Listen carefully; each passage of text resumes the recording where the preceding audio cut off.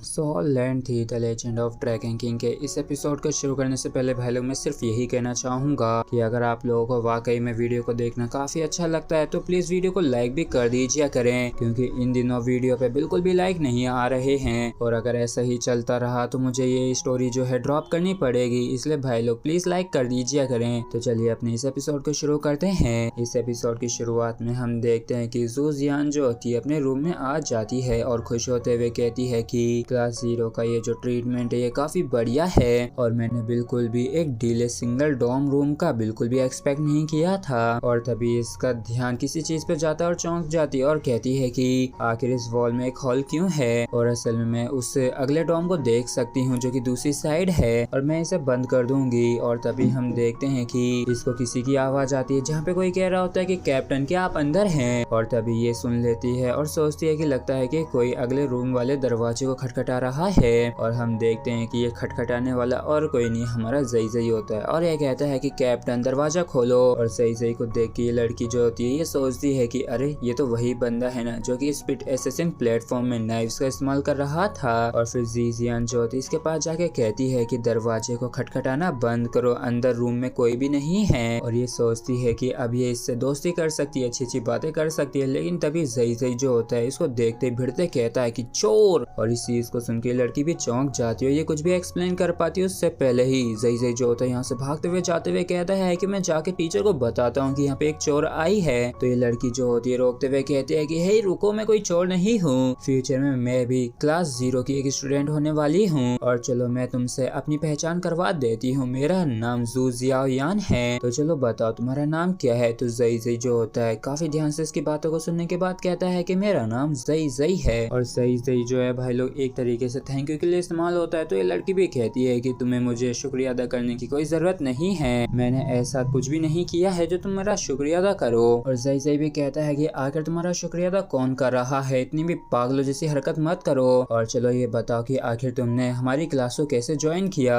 और ये तो सेकंड सेमेस्टर है ना, तो आखिर ये लोग नए लोगों को क्यों ऐड कर रहे हैं। तो जू जियाओयान भी बताती है कि हाँ बिल्कुल, क्योंकि ये काफी स्पेशल सा कंसिडरेशन है। और इस चीज को सुन के जई भी चौंक जाता है और कहता है कि क्या टीचर वो एक सिफारिश पे राजी हो गए, मुझे विश्वास नहीं हो रहा है। तो जू जियान भी कहती है कि तुम विश्वास करो या ना करो लेकिन मैं यहाँ पे हूँ, तुम तो ये बताओ कि आखिर पिछली बार वाली वो ओल्डर सिस्टर कहाँ पे है। और मैं उसी ओल्डर सिस्टर की बात कर रही हूँ जिसने मेरे बड़े भाई को हरा दिया था स्पिट एसेसिन प्लेटफॉर्म के दौरान। इस चीज को सुन के जई चौंक जाता और कहता है कि अरे हाँ याद आया, तुम तो असल में उस आइस स्टाफ वाले बंदे की छोटी बहन हो ना। तो इस चीज को सुन के लड़की भी कहती है कि चलो आखिर तुम्हें ये याद तो आया, और आखिर आइस स्टाफ बॉय जैसा ये निकनेम कैसा है, तो फिर तुम्हें तो मुझे आइस स्टाफ गर्ल कहना चाहिए। तो जई कहता है कि बिल्कुल भी नहीं, वैसे आखिर तुम्हारे पास कितनी सारी रिंग्स हैं। तो ये लड़की भी बताती है कि सिर्फ और सिर्फ 1 रिंग। तो इस चीज को सुन के जई चौंक जाता है और सोचता है कि लगता है कि इस लड़की की सच में सिफारिश लगी है। और फिर यहाँ से जाते हुए कहता है कि ठीक है अब मैं यहाँ से चलता हूँ, और अगर बाद में तुम्हें कोई चीज समझ में नहीं आती है तो तुम आके मुझसे पूछ सकती हो। तो इस चीज को सुन के लड़की भी कहती है कि ठीक है, लेकिन वैसे जिस कैप्टन को तुम ढूंढ रहे हो क्या वही यंग ओल्डर सिस्टर है। तो जैसे कहता है कि बिल्कुल भी नहीं, हमारी टीम का जो कैप्टन है वो टांग वुलिन है, और उससे भी बढ़कर वो भी तुम्हारे जैसा ही है जिसके पास सिर्फ 1 रिंग है। और इस चीज को सुन के लड़की चौंक जाती है। और फिर इसके बाद हमें असेंबली का सीन दिखाया जाता है जहाँ पे ये जो टीचर होता है सबको ग्राउंड में बुला लिया होता है और गला फाड़ते हुए चिल्लाते हुए कहता है कि एक प्लीजेंट से वेकेशन के बाद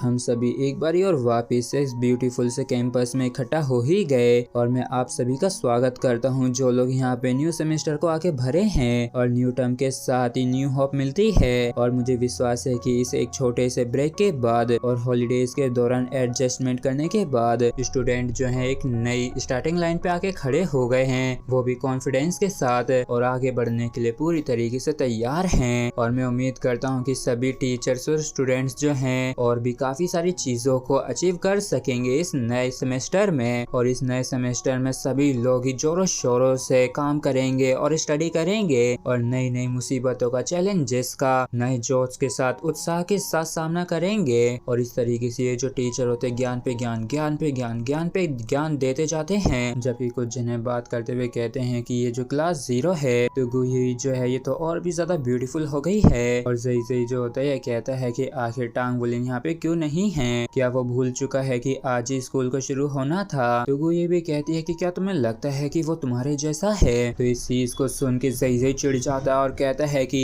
तुम्हें अपने इस बाइज्ड नेचर को लिमिट करने की जरूरत है। चलो ठीक है, ये बताओ कि जिस टाइम पे मैं आया हूँ वो लेट है या फिर जिस टाइम पे वो आया है वो लेट है। तो वो ये भी कहती है कि पक्का उसका कोई अपना कारण होगा। तो इस चीज को सुन के ज़ई को और भी गुस्सा आता है, लेकिन जाके भी कुछ भी नहीं कह पाता है। और तभी यहाँ पे हमारे हीरो टांग वुलिन जो होता है थका हारा दौड़ता हुआ आ जाता है और कहता है कि आखिरकार मैं यहाँ पे आ ही चुका, लेकिन ऐसा देखता है कि मैं लेट हो गया हूँ। और ज़ई भी देखता है कि टांग वुलिन जो है वो आ चुका है। तो इस चीज को सुन के जू जियान जो होती है टांग वुलिन को देखने लगती है और हम पाते हैं कि टांग वुलिन जो है पसीने में तरतर हो चुका है और ये कहता है कि डीप मेडिटेशन को कंट्रोल कर पाना वाकई में काफी मुश्किल है और जब तक मेरी आंख खुली पहले ही मॉर्निंग हो चुकी थी, इस वजह से यहाँ तक कि मुझे बिना ब्रेकफास्ट के भी यहाँ पे आना पड़ा। तो गोई भी कहती है कि चलो ठीक है, अब लाइन में लग जाओ। जबकि टांग वुलिन जो होता है ये कहता है कि क्या ये ओपनिंग सेरेमनी है, क्या ये अभी तक खत्म नहीं हुई। तो गोई भी कहती है कि ऐसा इसलिए क्योंकि डायरेक्टर जो है ये पंचायती करे जा रहे हैं। तो ज़ई जो होता है कहता है कि शांत हो जाओ, हम प्लेटफॉर्म के काफी पास हैं। जबकि इस सब जू जियान जो होती है टांग वुलिन को देखते हुए सोचती है कि अच्छा तो ये लड़का है टांग वुलिन जो कि क्लास 0 का भी कैप्टन है। इसकी आंखें तो कितनी बड़ी हैं, लॉन्ग कर्ली आई लैशेस हैं और एक तरीके से ये टांग वुलिन के लुक को पूरी तरह से डिस्क्राइब कर देती है और खुश होते हुए सोचती है कि